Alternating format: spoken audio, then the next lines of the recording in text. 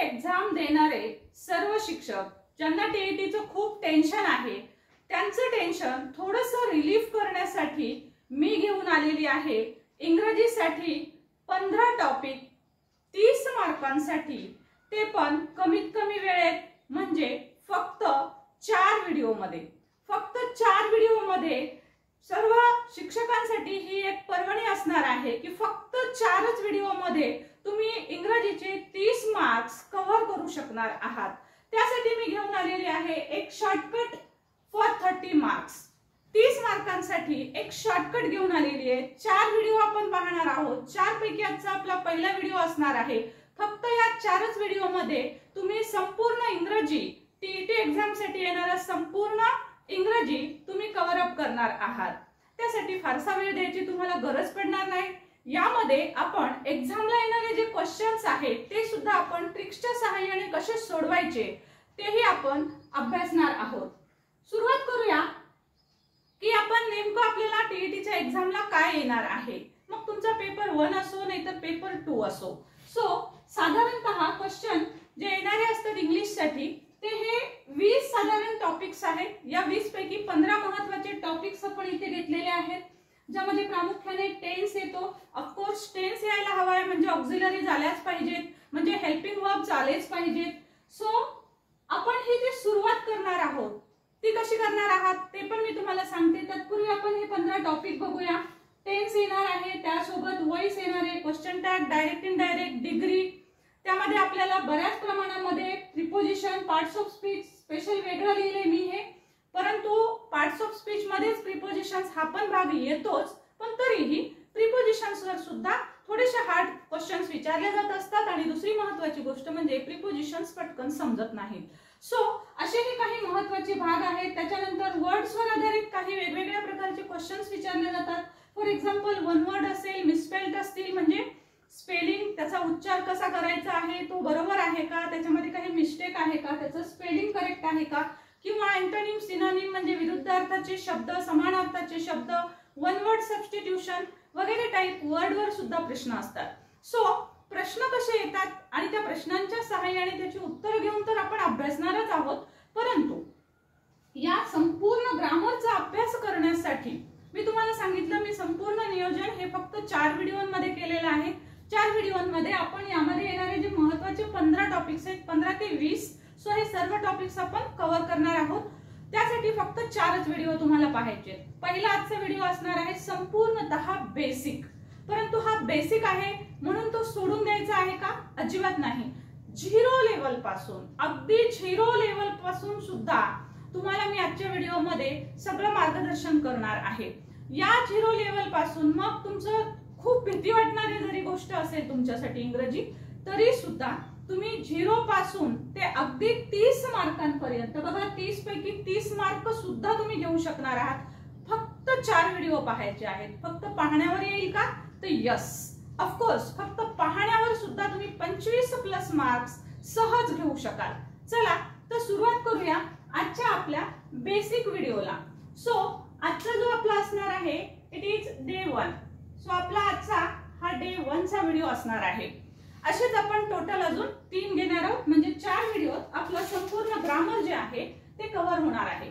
आता बेसिक मध्ये ग्रामर आपल्याला शिकायचे, बाबा मला काहीच येत नाही मॅम, मला काही येत नाही, किंवा ज्यांना असं वाटतं की अरे बापरे इंग्रजीला तर घाबरतो मी, माझा तो सब्जेक्टही नाही, पण आता इथं तर कंपल्सरी आहे. नो प्रॉब्लेम ॲट ऑल, अजिबात भ्यायची गरज नाही. हे 4 व्हिडिओ करा. आजचा व्हिडिओ मात्र अगदी एकदा नाही तर 2दा 3दा 4दा जरूर अभ्यासा, नोट्स काढा, जेणेकरून की तुमचा आजचा व्हिडिओ जर पक्का झाला. लक्षात घ्या शिक्षक मित्रांनो, लक्षात घ्यायचंय की जर आजचा हा बेसिकचा भाग तुमचा पक्का झाला तर हे जे सगळे 15 टॉपिक आहेत हे सगळे ह्यावरच अवलंबून आहेत. त्यामुळे आजचा बेसिकचा भाग तुम्हाला कुठेही काहीही शंका असू द्या, तुम्ही मला कमेंट बॉक्समध्ये टाकू शकता, मी त्याचं उत्तर नक्की देण्याचा प्रयत्न करेन. सो सुरुवात करूया. बघा आता इंग्रजीचा अभ्यास जर करायचा असेल तर बेसिक आपल्याला महत्त्वाच्या 3 गोष्टी असतात. सो पहिली गोष्ट जी आहे दॅट इज सब्जेक्ट. याला आपण म्हणतो सब्जेक्ट. सो 3 शब्द तुम्ही नेहमी ऐकून असाल. त्यातला पहिला जो सब्जेक्ट शब्द आहे हे तुम्हाला माहिती पण असणारच आहे. त्यानंतर आहे वर्ब आणि तिसरा आहे ऑब्जेक्ट. शब्द आहेत, या 3 शब्दांचा आपण डिटेल मध्ये अभ्यास करूया. सो सब्जेक्ट याला आपण म्हणतो मराठीमध्ये कर्ता. त्यानंतर वर्ब याला आपण म्हणतो क्रियापद. आणि ऑब्जेक्ट याला मराठीमध्ये म्हणतो आपण कर्म. आता ह्या जर तुम्हाला बेसिक गोष्टी व्यवस्थितरित्या क्लिअर झाल्या तर तुम्हाला हे जे 15 टॉपिक आहेत यामध्ये जे मी ट्रिक्स सांगणार आहे तुम्हाला, मी पूर्ण प्रश्न उत्तर घेऊन त्याच्या सहित तुम्हाला मी ट्रिक्स सांगणार आहे. पण ते ट्रिक्स केव्हा कळतील शिक्षक मित्रांनो? जेव्हा तुमचा हा बेसिक भाग पक्का असेल. ओके, सो पहिले तर बघूया आपण किंवा व्हॉट इज सब्जेक्ट. सो मराठीत कोणी सांगेल सब्जेक्ट म्हणजे कर्ता. पण कर्ता म्हणजे काय? सो पहिली महत्त्वाची गोष्ट लक्षात घ्यायची आहे की सब्जेक्ट म्हणजे कुठली तरी ऍक्शन असते वाक्यात दिलेली, ती ऍक्शन करणारी एक व्यक्ती असते. जसं की सपोज मी तुम्हाला शिकवते आहे. सो कोण शिकवत आहे?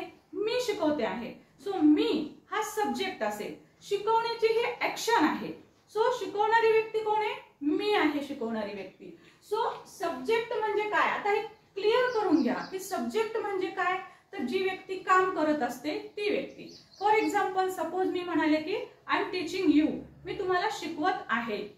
सी रीड्स अ बुक, पुस्तक वाचते. कोण वाचते? ती वाचते. She reads a book, she. So she काय झाला? सब्जेक्ट झाला. ओके, सो अशाच प्रकारे सपोज असं म्हटलेलं आहे मी की this is a board. This is a board, हा एक बोर्ड आहे. ओके, सो दिस, इथे दिस हा शब्द सुद्धा सब्जेक्ट म्हणून काम करतो, लक्षात घ्या. सो हा सब्जेक्ट आपल्याला कळायला पाहिजे. मग मॅम तुम्ही म्हणाल बोर्ड काही काम करतो आहे का? मग दिस शब्द कसं काय बरं? सब्जेक्ट सांगते. सो सब्जेक्टची व्याख्या ही एवढीच लिमिटेड नाहीये की काम करणारी व्यक्ती म्हणजे सब्जेक्ट असेल. ओके, सो बघा, सो आपण इथे सुरुवात करूया सब्जेक्ट. सो काही एक्झाम्पल बघूया आपण. जशा प्रकारे सपोज मी म्हणाले की आय एम टीचिंग. सो टीचिंगचं काम चालू आहे. सपोज सी कुक्स, ती स्वयंपाक करते. सो इथे सी, इथे आय, हे सब्जेक्ट आहे. ओके, सपोज त्याऐवजी असेल वाक्य Ram writes a letter. Ram writes, Ram लिहितो. सो इथे राम हा एक सब्जेक्ट असणार आहे. तसं मी तुम्हाला सांगितलं की हे काम करणारे व्यक्ती आहेत. इथं कुक करणारी ती आहे, राईट करणारा राम आहे. परंतु जसं मी म्हटलं की this is a board. So मी काय सांगते? दिस इज अ बोर्ड. आता इथे तर बाबा कोणतीच ऍक्शन दिसत नाही, मग तरी पण मॅम तुम्ही सांगताय की दिस हा सब्जेक्ट आहे का?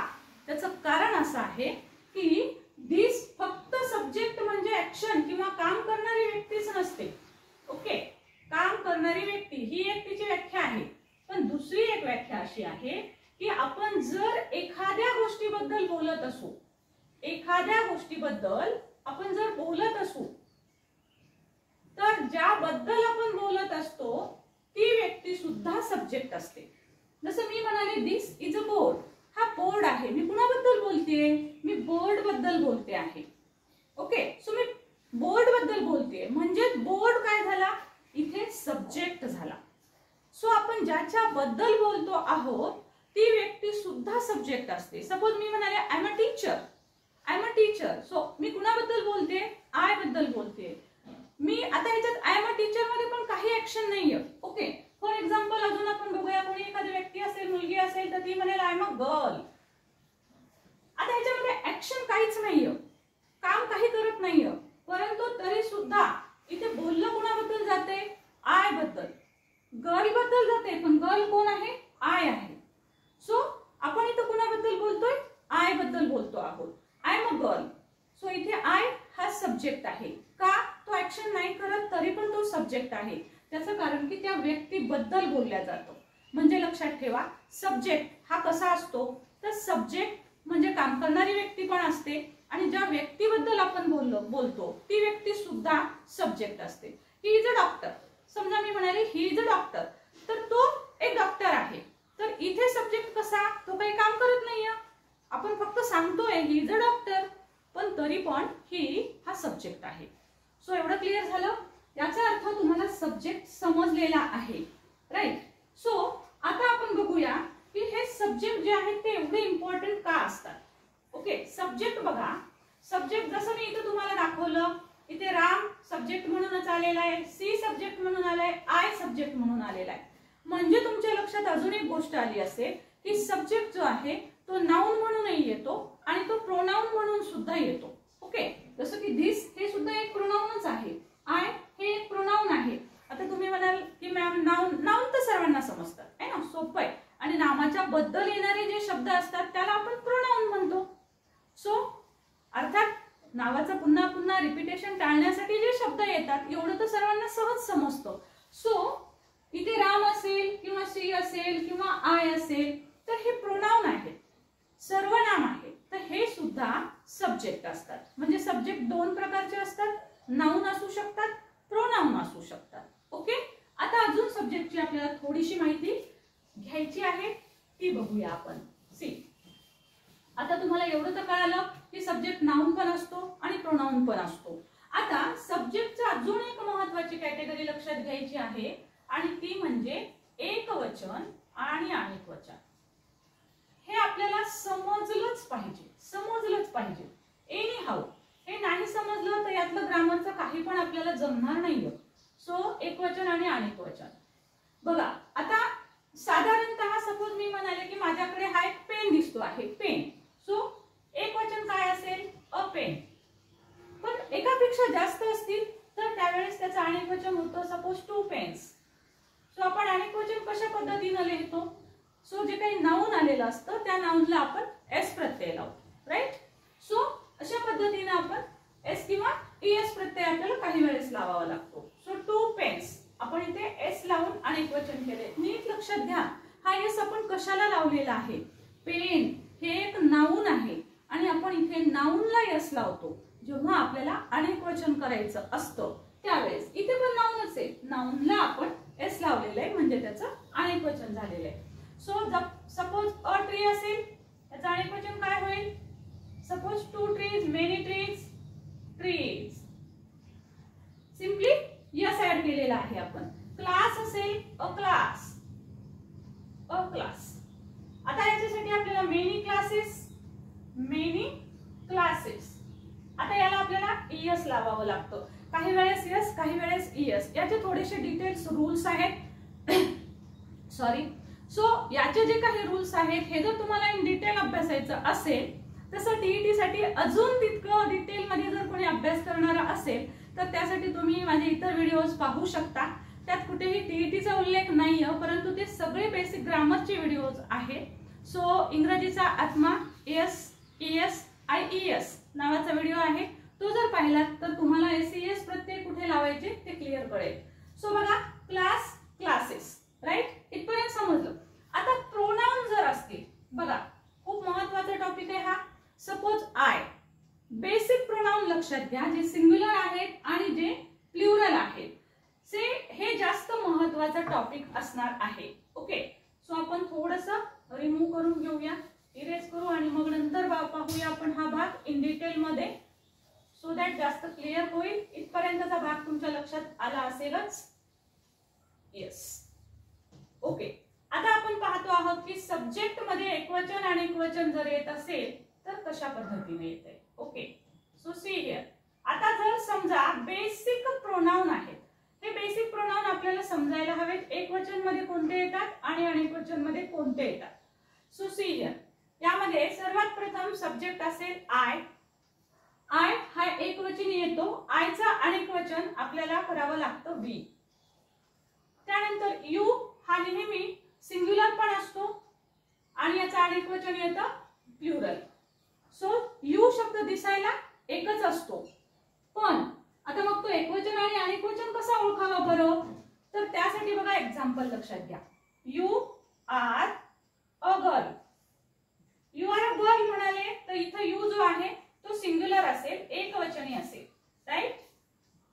पण सपोज मी म्हणाले you are girls, you are girls, म्हणजे इथे नाउन आपण अनेकवचनी घेतलं तेव्हा हा यू जो आहे तो अनेकवचनी असतो, म्हणजे प्लुरल असेल, राईट. सो अशा पद्धतीने एकवचन आहे का अनेकवचन आहे हे आपल्याला कसं ओळखायचं असतं तर समोर येणाऱ्या वाक्यातल्या नाउन वरून आपण ओळखतो. हा ह्या सगळ्या गोष्टी खूप बेसिक आहेत, परंतु ह्या इम्पॉर्टंट आहेत. ह्या समजल्याशिवाय पुढचा भाग समजणार नाहीये.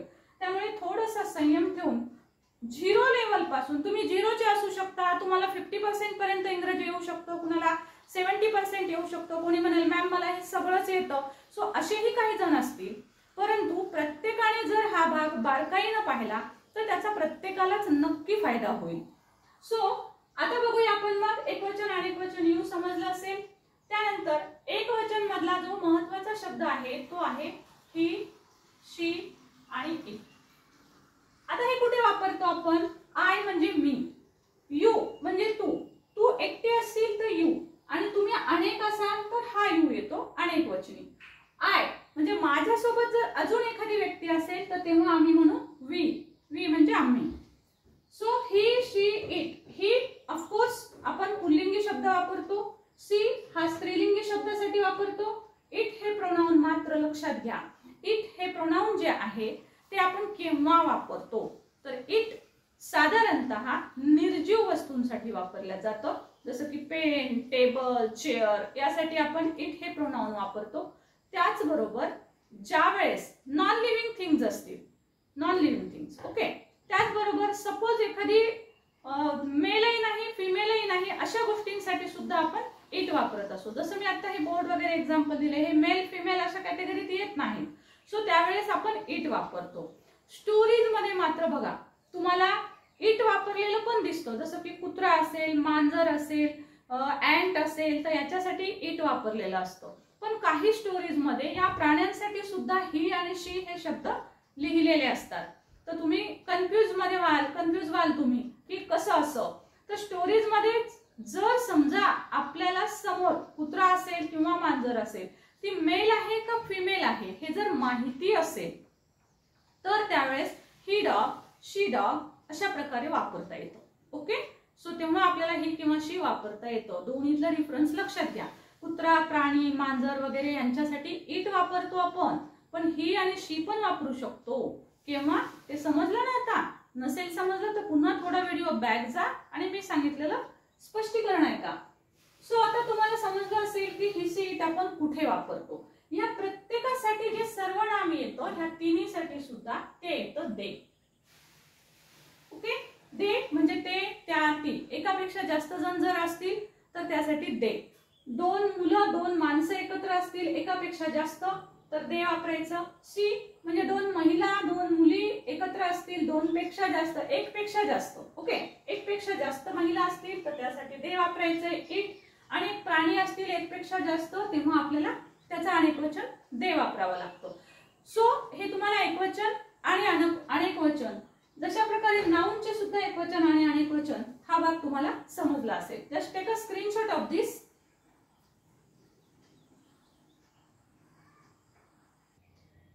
स्क्रीनशॉट तुम्ही घेतलेला असेल. सो आता पहा, आता आपण पाहूया दुसरा पार्ट. सब्जेक्ट आपण पाहिलेले आहे, आता आपण पाहूया वर्ब. सो वर्ब मध्ये प्रामुख्याने दोन भाग पडतात, लक्षात घ्या. एक तर हेल्पिंग वर्ब आणि दुसरा असतो मेन वर्ब. हे खूप इम्पॉर्टंट आहे, हेल्पिंग वर्ब आणि मेन वर्ब. सो काय असतं मेन वर्ब आणि हे हेल्पिंग वर्ब सुद्धा काय आहे. सो हेल्प या शब्दावरून तुम्हाला बऱ्यापैकी अंदाजा येऊ शकतो की हेल्प म्हणजे मदत करणारे. सो हे जे सगळे शब्द आहेत तर हे मदत करणारे पण असतात आणि ते मेन वर्ब म्हणून सुद्धा येतात, हे पण लक्षात ठेवायचं आहे. थोडासा हा डिटेल मध्ये भाग होईल, तो आपण नंतर बघूया. फक्त लक्षात ठेवा की हे हेल्पिंग म्हणजे मदत करण्यासाठी येतात आणि काही मेन वर्ब असतात. सो मेन वर्ब म्हणजे काय नंतर पाहूया. आता हेल्पिंग वर्बलाच ऑक्झिलरीज हे एक नाव देतात अजूनही. सो दोन्हीपैकी कोणतंही आलं तरी लक्षात ठेवायचंय कोणते आणि किती प्रकारचे ऑक्झिलरी वर्ब्स असतात. सो प्रामुख्याने 4 वेगवेगळ्या प्रकारांमध्ये याचं विभाजन होतं. पहिला प्रकार असतो टू बी चे हेल्पिंग वर्ब, दुसरा असतो टू हॅव चे, नंतर तिसरा असतो टू डू चे आणि चौथा आणि लास्ट प्रकार असतो मोडाल्स. सो इथे लिहिलेले आहेत मी हे मोडाल्स म्हणजे मोडल ऑक्झिलरीज. तो काय डिफरन्स असतो या सगळ्यांमध्ये वन बाय वन बघूया. सो बघा, टू बी चे जे क्रियापद आहेत ते एम, इज, आर हे याचा अर्थ असतो आहे, आहे, आहेत असा अर्थ असतो. प्रेझेंट टेन्स मध्ये आपण याचा वापर करत असतो एम, इज, आर चा. टेन्स नुसार हे लक्षात ठेवा, हे पाठ असणं गरजेचं आहे टेन्स नुसार. तसेच याचे अर्थ जे कोणी 0 लेवलला असतील, ज्यांना इंग्रजीची भीती वाटते, ज्यांना इंग्रजी येत नाही असं वाटतं, तर त्यांनी आजच्या व्हिडिओ मधला जो काही भाग मी बोर्डवर लिहिलेला आहे त्याचं रिपिटेशन जरूर करा, लिहून करा, पाठांतर करा, वाटल्यास हरकत नाही, नो प्रॉब्लेम ॲट ऑल. पण तुम्हाला हे छान प्रकारे ते पाठ झालं पाहिजे, ते समजलं पाहिजे. ओके, जे 0 लेवलला आहेत त्यांच्यासाठी सांगते आहे. ऑफकोर्स बऱ्यापैकी खूप जणांना हा भाग समजत पण असेल, त्यांच्यासाठी त्यांनी तो पाठ नंतर नाही केला, लिहिला नाही तरी चालेल. सो एम इज आर चा अर्थ असतो आहे. प्रेझेंट टेन्स मध्ये आपण वापरतो. वॉज वर चा अर्थ असतो होता, होती, होते. मी एक एकच अर्थ लिहिलेला आहे. पास्ट टेन्स मध्ये आपण याचा वापर करतो. विल बी, शाल बी हे आपण फ्युचर मध्ये वापरतो. त्याचा अर्थ असेल, असेल, असतील वगैरे भविष्यकाळ दर्शविणारा असा अर्थ असतो. त्यानंतर टू हॅव. आता पहिले आपण बघूया की टू बी चे हे क्रियापद जे आहेत ते आपण कुठे वापरतो. सो टू बी आणि टू हॅव मध्ये काय डिफरन्स असतो, कुठे वापरायचे दोन दोन क्रियापद. सो टू बी चे जे क्रियापद आहेत, जेव्हा आपल्याला एखादी गोष्ट काय, कोण, कोठे, कसा, लक्षात ठेवा, काय, कोण, कोठे, कसा, काय, कोण, कोठे, कसा, या अर्थाने जेव्हा वाक्य आपल्याला करायचं असतं त्यावेळेस आपण टू बी चे क्रियापद वापरतो. जसं की सपोज तू काय आहे, ही इज अ डॉक्टर, तो डॉक्टर आहे. तो कोण आहे, तो डॉक्टर आहे. He is a doctor. काय कोण, काय कोणचं उत्तर दिलं, तो कोण आहे, ही इज अ बॉय, तो एक मुलगा आहे. सो अशा प्रकारे काय कोणचं उत्तर जेव्हा दिलं जातं त्यावेळेस आपण टू बी चे क्रियापद वापरत असतो. तशाच प्रकारे कोठेसाठी सुद्धा मी कुठे आहे, I am in the room, I am in the room. I have in the room नाही म्हणत आपण, I am in the room, मी रूम मध्ये आहे. कोठे आहे, इन द रूम. मग तेव्हा आपण टू बी चे क्रियापद वापरत असतो. कशी, त्याची म्हणजे कसा आहे, तो कसा आहे. ही इज ऍक्टिव्ह, तो खूप ऍक्टिव्ह आहे. सो तो कसा आहे, ओ तो सॅड आहे, he is very sad. He is in tension, तो टेन्शन मध्ये आहे. त्याची मनस्थिती, तो कसा आहे हे दाखवण्यासाठी जेव्हा आपल्याला एखादं वाक्य करायचं असतं तेव्हा आपण टू बी चे क्रियापद वापरतो. हा डिफरन्स आपल्याला कळायला पाहिजे, म्हणजे सेंटेन्स कळतील. आणि तुम्हाला जेव्हा मी टॉपिक लिहिले होते 15, याच्यामध्ये तुम्हाला स्पॉट द एरर दिलेला असतो ना क्वेश्चन, तर त्याच्यामध्ये एरर शोधण्यासाठी आपल्याला वर्ब, तिथे तुम्हाला वर्ब चुकीचा दिलेला असतो. सो तुम्हाला तिथे तो वर्ब करेक्ट शोधण्यासाठी त्याचा उपयोग होतो. सो त्यासाठी बघा, सो टू बी कळालं, मग त्याच्यानुसार काळानुसार म्हणजे काय, कोण, कोठे, कसा याचे उत्तर भूतकाळातले असतील तर वॉज वर वापरायचं. काय, कोण, कोठे, कसा हे भविष्यकाळातलं सांगायचं असेल, तो डॉक्टर होईल, ही will be a doctor one day, तो नक्कीच एक दिवस डॉक्टर होईल. भविष्यकाळातलं सांगायचे मला, पण तो कोण होईल, कोण, काय, कोण, कोठे, कसा याचं उत्तर वर्तमान काळात असो, भूतकाळात असो, भविष्यकाळात असो टू बी वापरा. आता बघूया टू हॅव.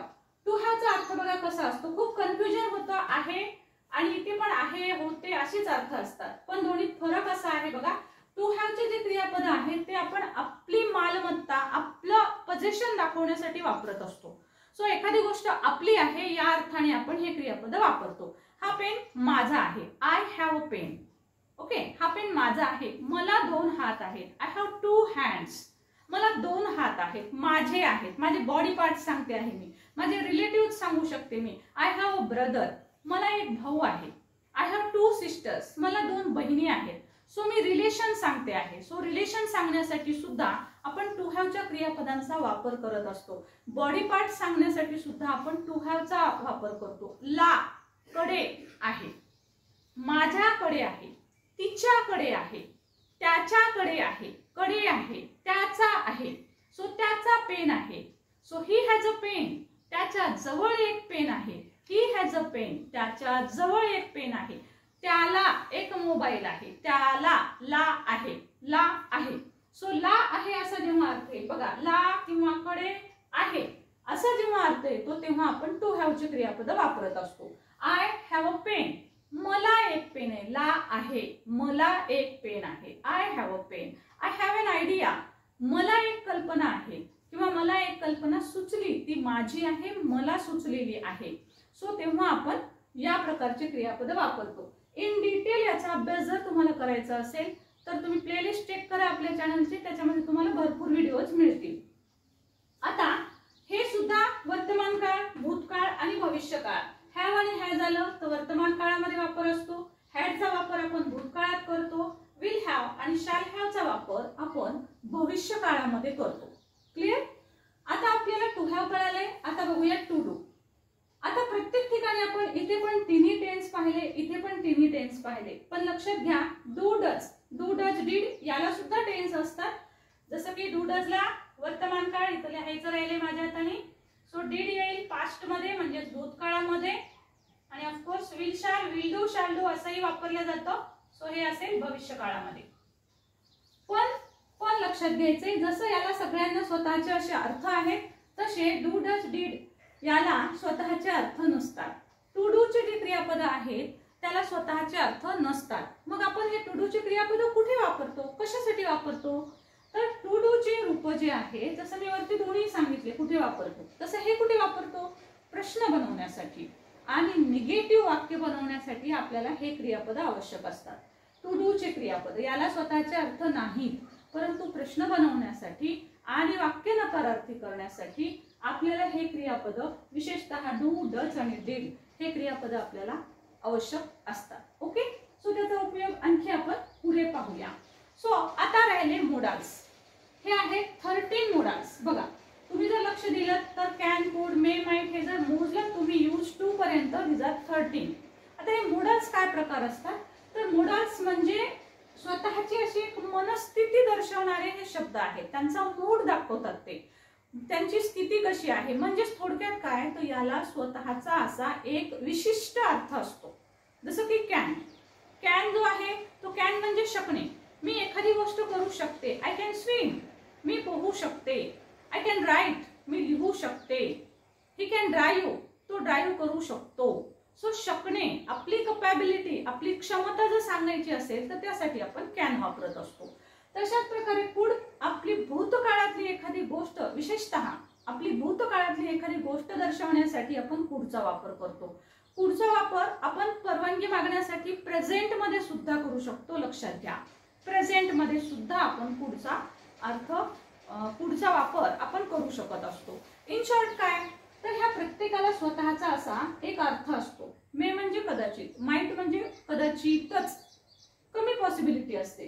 त्यानंतर मस्ट आहे, विल आहे, वुड आहे, शाल शुड म्हणजे एखादी गोष्ट आपण केलीच पाहिजे अशा अर्थाने, केली पाहिजे अशा अर्थाने. मस्ट म्हणजे एखादी गोष्ट नक्कीच केली पाहिजे, बळजबरीच म्हणा तुम्ही. You must study hard. आपण टीईटीचे विद्यार्थी आहोत, एक्झाम देणारे आहोत आपण सर्वजण, मीही त्यातलीच एक आहे. सो टीईटीचे एक्झाम देणारे जे कोणी असतील तर त्यांना काय म्हणावं लागेल सध्याच्या कंडिशन मध्ये? You must study hard. तुम्ही नक्कीच मस्ट नक्कीच अभ्यास हार्ड केला पाहिजे, खूप अभ्यास केला पाहिजे. सो अशा प्रकारे मोडाल्सचे स्वतःचे असे अर्थ असतात. आता महत्वाचं काय लक्षात घ्यायचं आहे इथे आपल्याला. सो मी तुम्हाला इथे सर्व हेल्पिंग वर्ब दाखवलेले आहेत. हे टोटल तुम्ही जर पाहिले तर हे आहेत 7. टू हॅव चे असतात मोडाल्स 5 आणि टू डू चे असतात 5. ओके, सो हे आहेत 10 आणि 7 17. हे 17 आणि हे 13. सो हे दोन्ही मिळून 30 ऑक्झिलरी वर्ब होतात, हेल्पिंग वर्ब. सो हे 30 हेल्पिंग वर्ब जर तुम्हाला नीट समजले तर अख्खे 15 टॉपिक जे आपण अभ्यासणार आहोत पुढच्या 3 व्हिडिओमधनं ते तुम्हाला सहज समजतील. ओके, सो आता आपण म्हणूया मेन वर्ब कडे. ओके, एक वेळेस स्क्रीनशॉट घ्या म्हणजे आपण मेन वर्ब बघूया. येस, आता आपण पाहणार आहोत मेन वर्ब. सो पहिले तर समजून घ्या की मेन वर्ब म्हणजे काय. सो मेन वर्ब म्हणजे ऍक्शन वर्ड. सो ऍक्शन म्हणजे काम, कुठलीही एखादी कृती, आपण जे काम दररोज करतो ते सगळे काम म्हणजे ऍक्शन आहेत. जसं की आपण सकाळी उठतो, उठण्यापासून पहा तुम्ही, उठणे, बसणे, ब्रश करणे, आंघोळ करणे, चहा पिणे, सगळे काही जे आहे तुमच्या प्रत्येक कृती आहेत ह्या सकाळी उठल्यापासूनच्या तुम्ही पहा. हजारो वाक्य आपण बोलतो, त्या प्रत्येक वाक्यामध्ये ऍक्शन असते. मी हसते, ती बसते, ती उठते, ती जाते, ती गाते, ती बसते, ती स्वयंपाक करते, ती मदत करते, ती रडते, तो उडी मारतो. हे सगळं काही जे आहे ते ऍक्शन दाखवतात. मराठीमध्ये जर अर्थानुसार विचार केला तर करणे या अर्थाचे जे शब्द येतात, खेळणे, प्ले म्हणजे खेळणे, रीड म्हणजे वाचणे, शब्दाच्या शेवटी ने शब्द येतो बघा. ऍक्शन म्हणजे कृती, कृती म्हणजे कुठलंही काम हे दाखवणारे जे शब्द असतात त्यांना आपण म्हणतो मेन वर्ब. ओके, सो हे मेन वर्ब कसे ओळखायचे असतात तर मराठीमध्ये जे आहेत ते अर्थ शेवटी येतो बघा ने. खेळणे प्ले, प्ले म्हणजे खेळणे, शेवटी ने. वाचणे, वाचणे म्हणजे रीड. लिहिणे म्हणजे तुमच्या लक्षात येईल की सगळ्यात शेवटी ने असणे आवश्यक असते. सो लिहिणे म्हणजे राईट. सो ऍक्शन मराठीतल्या अर्थानुसार तर सगळ्यात शेवटी ने शब्द आला पाहिजे. आता नेच येतो का, काही वेळेस आपण नेच्या ऐवजी खेळतो, बोलतो, वाचतो, वाचते, वाचती असं म्हणतो. सो मूळ रूप, शब्दाचा मूळ रूप जे आहे तो मूळ रूप लक्षात घ्यायचं आहे. खेळणे, खेळतो आहे बरोबर आहे, परंतु खेळतो नाही, त्याचं मूळ रूप काय होतं खेळतोचं, खेळणे होतं.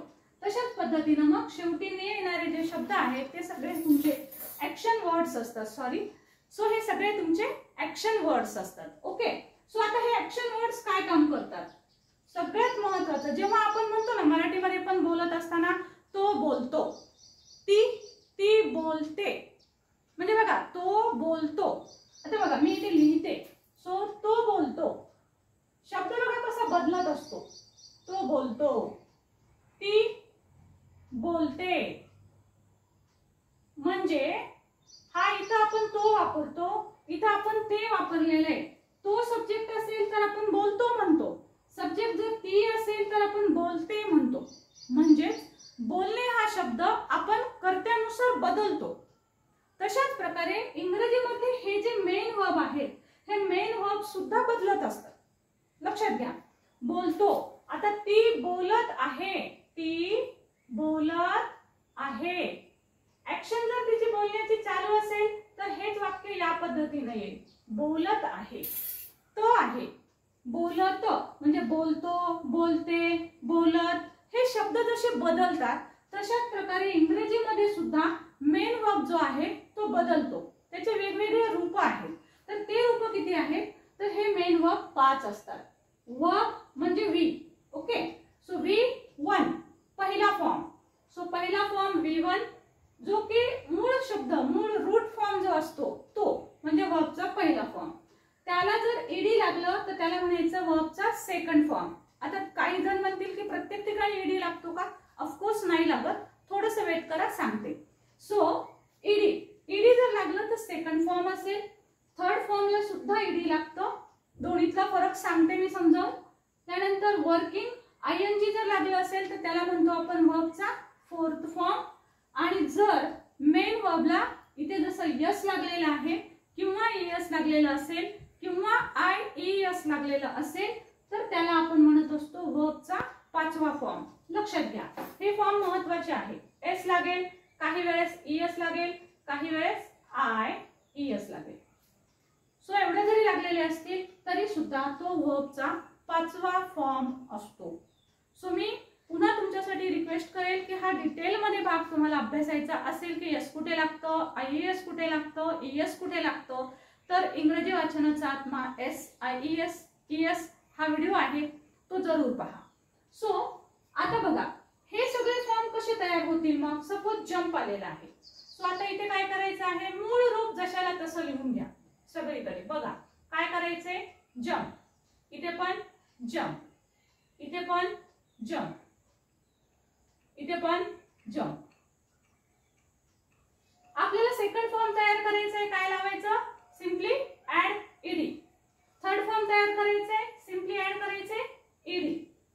फोर्थ फॉर्म तयार करायचंय, आपण मूळ शब्द सगळीकडे लिहून घेतलेले आहेत, त्याला फक्त काय लावायचंय आपल्याला, ING, जम्पिंग.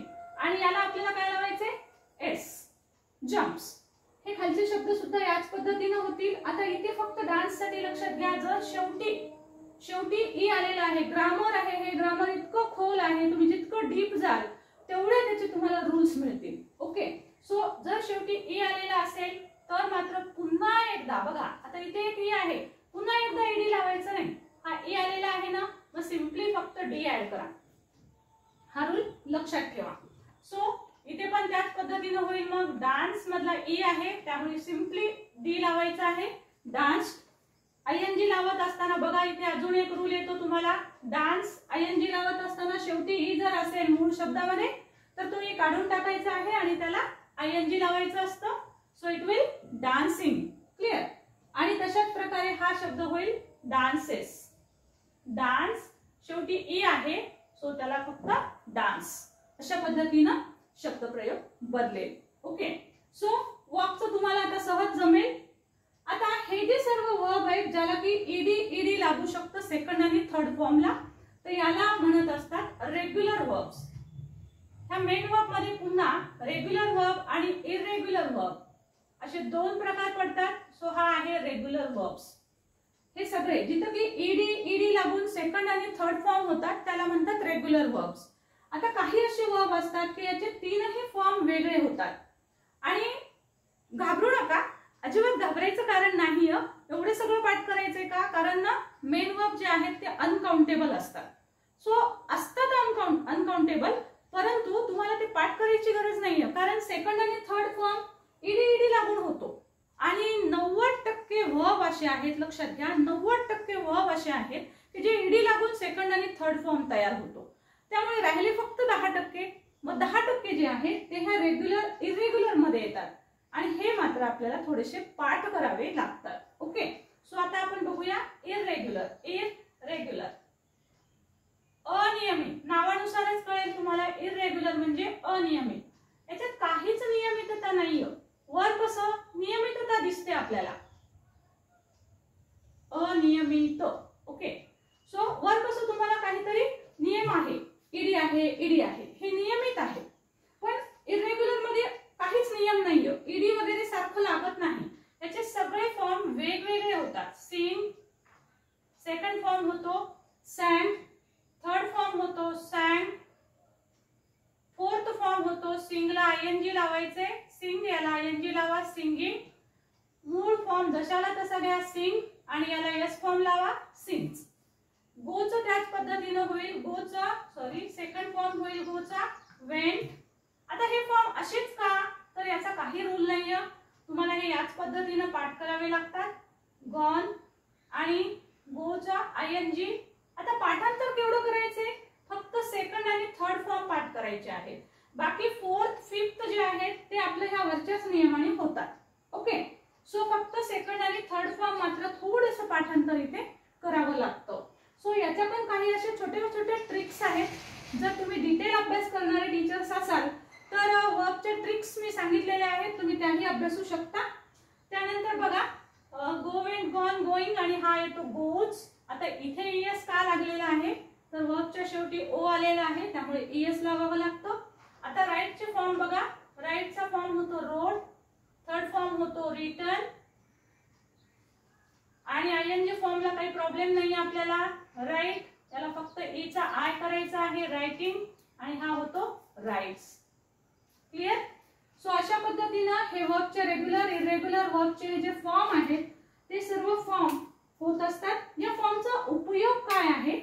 तर पहिला महत्त्वाचा उपयोग तुम्ही मोडल ऑक्झिलरीज आपण पाहिले. मोडल्सच्या पुढे वर्बचा नेहमी फर्स्ट फॉर्म येत असतो. लक्षात घ्या. Can, I can swim, I can read English, I can write in English. So I can, कॅनच्या पुढे रीड, राईट हा वर्बचा फर्स्ट फॉर्म येतो. कुठे कुठे काय काय येतं, कोणत्या वर्ब पुढे, कोणत्या सब्जेक्ट पुढे कोणतं वर्ब येतं ते पण समजायला हवं, हो की नाही? ते नाही समजलं तर मग वाक्य कसे समजतील? सो तेही बघूया. स्क्रीनशॉट घ्या.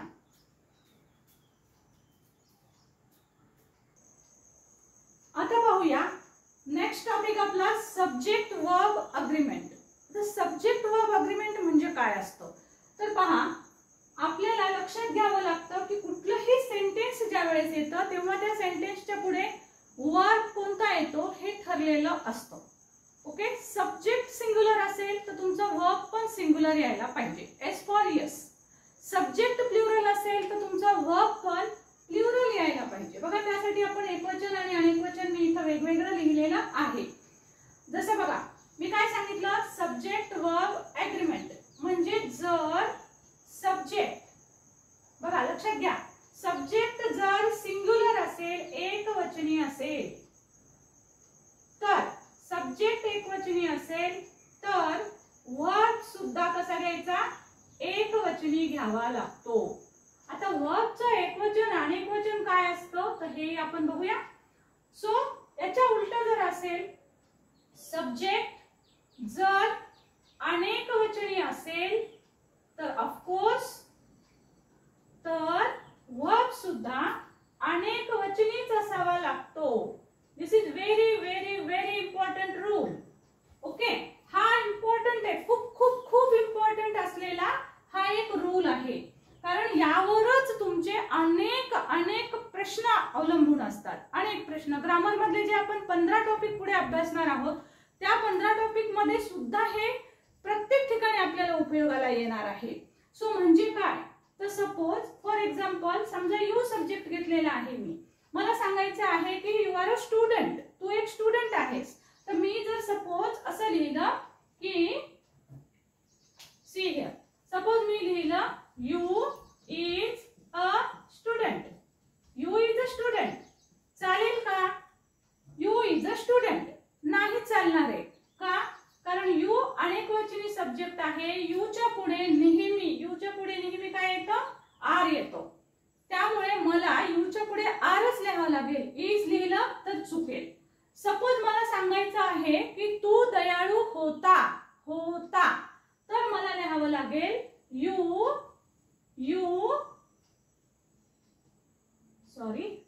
वर काइंड, तू दयाळू होतास. आता नाहीस पण तू दयाळू होतास बाबा, यू वर काइंड.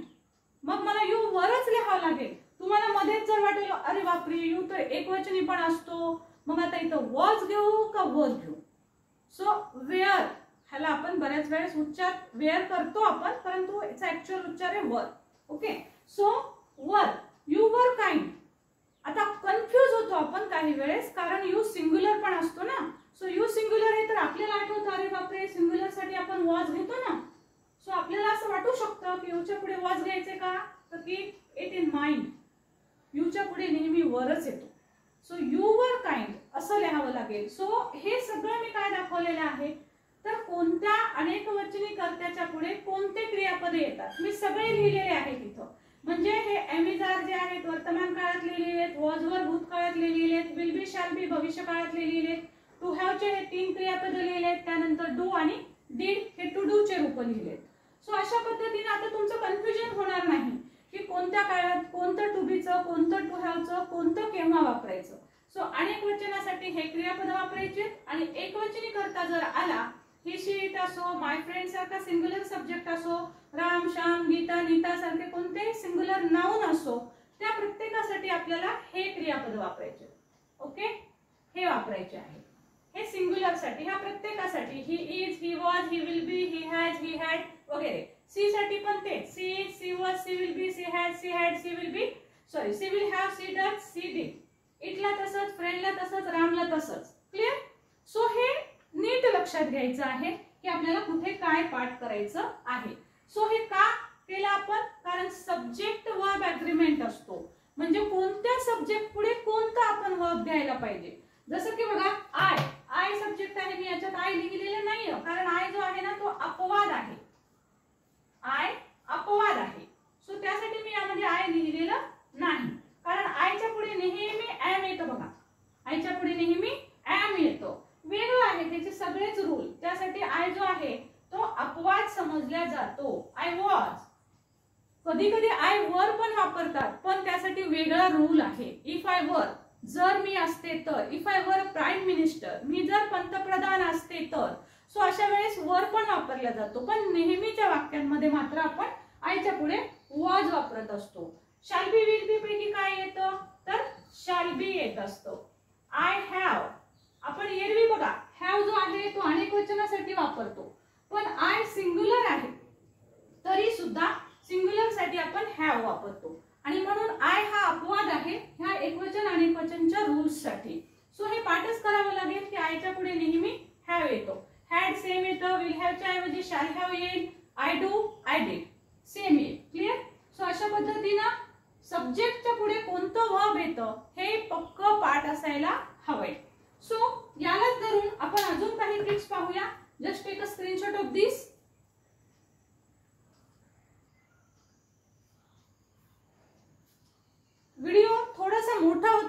परंतु संपूर्ण बेसिक मी तुम्हाला एकत्र देण्याचा प्रयत्न करते आहे.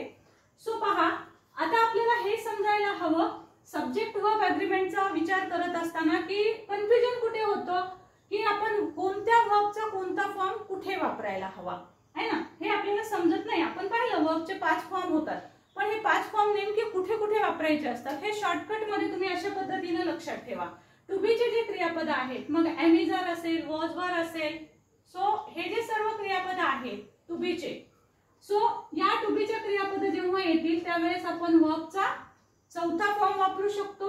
वर्बचा तिसरा फॉर्म सुद्धा वापरला जात असतो टू बी च्या क्रियापदांच्या पुढे जर पॅसिव्ह ची रचना असेल तर. कशा प्रकारे बघा, फॉर एक्झाम्पल सपोज मी तुम्हाला एक्झाम्पल सांगितलं, आय एम वर्किंग, मी काम करत आहे. सो इथं V4 फॉर्म वापरला आपण है ना, आताच आपण फॉर्म पाहिले, हा V4 आहे. सो एम च्या नंतर V4 चा फॉर्म वापरला. सपोज आपण असं वाक्य म्हणालो की अ thief was caught. बघा, अ thief was caught, एक चोर पकडला गेला. तर आता याच्यामध्ये आपण was हे टू बी चे क्रियापद आहे आणि त्याच्यानंतर इथं जो फॉर्म आलेला आहे तो V3 फॉर्म आहे, वर्बचा थर्ड फॉर्म आहे.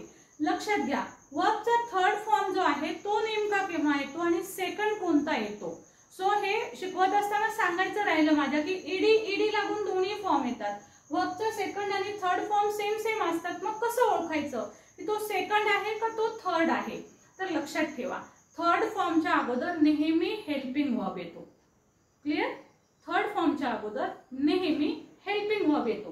जसं की बघा, इथं हा थर्ड फॉर्म आहे, ह्याला थर्ड का म्हणणार मी, कारण याच्या अगोदर वॉज आलेलं आहे. वॉज हे हेल्पिंग वर्ब आहे. सो हेल्पिंग वर्बच्या नंतर जेव्हा ईडी सुद्धा असेल तर त्यावेळेस तुम्हाला हेल्पिंग वर्ब आलेला आहे का नाही हे पाहणं गरजेचं असतं. सो टू हॅवचं जे क्रियापद आहे तर ते आपण थर्ड फॉर्मच्या अगोदर वापरत असतो. जसं की suppose I have caught, I have caught, caught हे थर्ड फॉर्म आहे, आय हॅव कॉट. तशाच प्रकारे आपण बीन घेऊन त्यानंतर सुद्धा वर्बचा फॉर्म घेतो, तेव्हाही आपल्याला टू हॅवचं वाक्य, टू हॅवचं क्रियापद वापरावं लागतं. जसं की I have been catching, I have been catching it. Okay, अशा प्रकारे आपल्याला हॅवच्या नंतर बीन आणि वर्बचा फोर्थ फॉर्म वापरावा लागतो. आता लक्षात घ्या, टू डू चे जे रूप आहेत त्याच्या पुढे वर्बचा कितवा फॉर्म येतो. तर टू डू चे जेव्हा क्रियापद येतील मग डू असेल, डज असेल, डीड असेल आहे ना. सो डू, डज, डीड याच्या पुढे नेहमी वर्बचा फर्स्ट फॉर्म येतो, क्रियापदाचा पहिला फॉर्म घ्यायचा असतो. तसंच मोडाल ऑक्झिलरीच्या पुढे सुद्धा वर्बचा फर्स्ट फॉर्म येतो. I can swim, I can write, you can work. So कॅनच्या पुढे वर्बचा फर्स्ट फॉर्म येतो. सो हे सुद्धा फॉर्म कुठे कसे येतात ते लक्षात घ्यायचं आहे. त्यानंतर एक आपण लास्ट टॉपिक पाहणार आहोत. लास्ट टॉपिक पाहण्याच्या पूर्वी तुम्हाला सर्वांना विनंती असणार आहे की हा व्हिडिओ जे कोणी टीईटी ची तयारी करत असतील त्यांना तुम्ही जरूर दाखवा.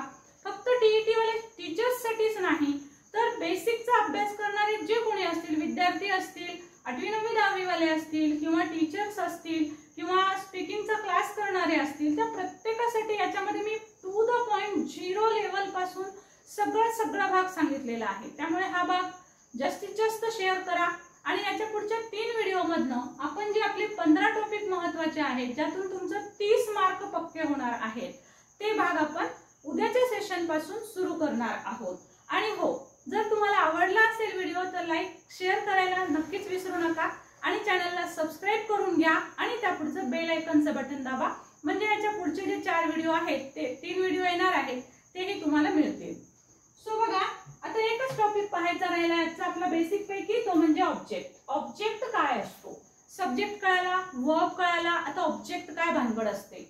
सो बघा कशा प्रकारे ऑब्जेक्ट असतो आणि तो काय असतो. सपोज ही हेल्प मी.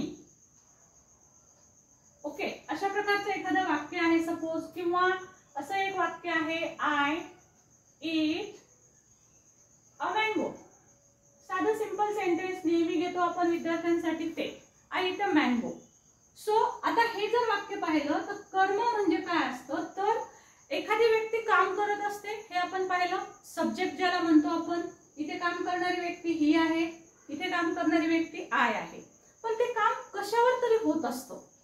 सो ज्यावर ते क्रिया घडत असते तो जो शब्द असतो त्याला आपण कर्म म्हणत असतो. जसं की इथे आता ही हेल्प्ड मी, कुणाला मदत केली आहे, मला मदत केली आहे, म्हणजे माझ्यावर क्रिया घडते आहे. म्हणून इथे मी जो आहे तो ऑब्जेक्ट असतो. आता ह्याच्यावर पहा, इट म्हणजे खाणे, खाण्याची क्रिया व्हायची, कुणावर होते खाण्याची क्रिया, मँगोवर होते. करणारी व्यक्ती आय आहे म्हणून त्याला आपण सब्जेक्ट म्हणतो. परंतु ती क्रिया कुणावर घडते, ती आंब्यावर घडते, म्हणून मँगो हा शब्द इथे कर्म असणार आहे. आता प्रश्न असा पडतो की तुम्हाला परीक्षेमध्ये वेगवेगळ्या स्वरूपाचे प्रश्न येतात ह्याच्यावर, की दिलेल्या वाक्यामध्ये कर्म कोणतं आहे, मग त्यात डायरेक्ट ऑब्जेक्ट कोणता आहे, इनडायरेक्ट ऑब्जेक्ट कोणता आहे, ऑब्जेक्ट आहे का नाही, अशा स्वरूपाचे पण तुम्हाला पर्याय येतात. तर मग तेव्हा ऑब्जेक्ट नसलेले वाक्य कसे असतात आणि असेल तर ऑब्जेक्ट ओळखायचं कसं हे महत्त्वाचं असतं. कारण ऑब्जेक्ट ओळखता आला तर उत्तर लिहिता येईल. सो आता ऑब्जेक्ट ओळखण्यासाठी बघा आपल्याकडे दोन प्रश्न आहेत. एक प्रश्न आहे व्हॉट म्हणजे काय, आणि दुसरा प्रश्न आहे whom म्हणजे कुणाला. हे दोन्हीही प्रश्न जे आहेत ते आपण वर्बला विचारायचे असतात. वाक्यातला वर्ब आता तुम्हाला समजला असणार आहे. या वाक्यामध्ये वर्ब आहे हेल्प ईडी. ओके, सो इथे मदत केली असा याचा अर्थ होतो. हेल्प म्हणजे मदत केली. आता मी प्रश्न काय विचारणार, काय काय मदत केली, तर काय मदत केलीचं काही उत्तर मला मिळतं का ह्याच्यात, नाही मिळत. ओके, सोडून देऊया. आता बघायचंय whom. whom म्हणजे कुणाला, कुणाला मदत केली, कुणाला मदत केली, तर उत्तर मिळेल मला. मला कुणाला मदत केली, मला मदत केली. म्हणजे मी हा शब्द इथे आपल्याला ऑब्जेक्ट म्हणून सापडलेला आहे.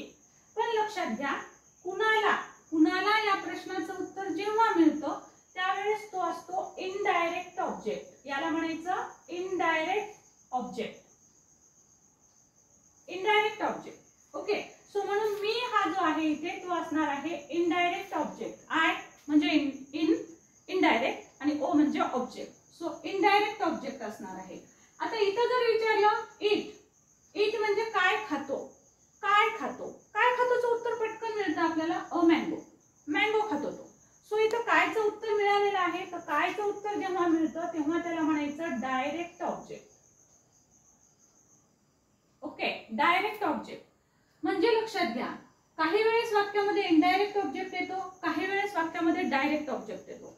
ऑब्जेक्ट ओळखण्याचा हा प्रश्न लक्षात घ्या. काही काही वेळेस वाक्यामध्ये दोन्हीही ऑब्जेक्ट येतात, दोन ऑब्जेक्ट येतात काही काही वेळेस वाक्यामध्ये. फॉर एक्झाम्पल, सपोज वाक्य लिहिलं मी, he gave me a book, त्याने मला एक पुस्तक दिले. आता बघा मी जर विचारलं दिले, दिले काय दिले, तर अ बुक मला मिळेल. काय दिले, अ बुक दिले. कुणाला दिले, मला दिले. म्हणजे बघा कुणालाचं तो उत्तर मिळाला, म्हणजे मी हा जो असणार आहे तो इथं इनडायरेक्ट ऑब्जेक्ट असणार आहे. कायचं पण उत्तर मिळालं, हा असेल डायरेक्ट ऑब्जेक्ट. क्लिअर. सो इथे दोन्हीही तुम्हाला ऑब्जेक्ट मिळतात. म्हणजे काही वाक्यात एकच ऑब्जेक्ट असतं, काही वाक्यात दोन ऑब्जेक्ट असतात, आणि काही वाक्यामध्ये ऑब्जेक्टच नसतो, नो ऑब्जेक्ट वाक्य येतात. सो तुम्हाला हा पण पर्याय येतो एक्झाम मध्ये. सो नो ऑब्जेक्टचं वाक्य आहे का, तर नो ऑब्जेक्ट कसा ओळखायचा असतो ते आपण बघूया. बघा, आज ऑफकोर्स तुम्हाला जर काय आणि कुणाला या प्रश्नांची उत्तर जर नाही मिळाली तर तो नो ऑब्जेक्ट असतो. ओके, फॉर एक्झाम्पल बघा, आय गो टू स्कूल, नेहमी येतं हे वाक्य आहे ना. सो काही टीचर्स काय करतात, हे वाक्य चेंज द व्हॉइसला देतात. आता याच्यात कर्मच नाही तर व्हॉइस कसं होईल याचं, सो व्हॉइस होत नाही. सो आपण नंतर बघूया तो भाग, परंतु आता ह्याच्यात कर्म आहे का बघूया. I go to school. आता गो म्हणजे जाणे. आपल्याला प्रश्न विचारायचा असतो क्रियापदाला. सो मला प्रश्न याला विचारावा लागेल, व्हॉटचा प्रश्न विचारा. काय जातो, काय जातोचं काही उत्तर मिळेल. कुणाला जातो, काही उत्तर मिळेल नाही. काही जणांना वाटतं इथं स्कूल शब्द आहे, स्कूल नाऊन आहे तर मग स्कूलच ऑब्जेक्ट असेल, पण इथे स्कूल ऑब्जेक्ट येत नाही, कारण ते कायचं पण उत्तर मिळत नाही आणि कुणालाच पण उत्तर स्कूल येत नाही, आहे ना. बघा, काय जातो स्कूल उत्तर आलं का, कुणाला जातो स्कूल उत्तर आलं का नाही. मग ह्या वाक्यामध्ये नो ऑब्जेक्ट आहे, म्हणजे हे वाक्य कोणत्या कॅटेगरीत येईल, नो ऑब्जेक्ट या कॅटेगरीमध्ये येईल. सो अशा प्रकारे हे लक्षात घेतलं पाहिजे. जसं की फॉर एक्झाम्पल सी लाफ्ड, ती हसली. आता याच्यामध्ये काय हसली, कुणाला हसली आहे का काही उत्तर, काहीही नाही. C laugh at. सो इथे तुम्हाला जिथे जिथे काय कुणाला याचं उत्तर मिळत नाही ते जे वाक्य असतात ते नो ऑब्जेक्टचे वाक्य असतात.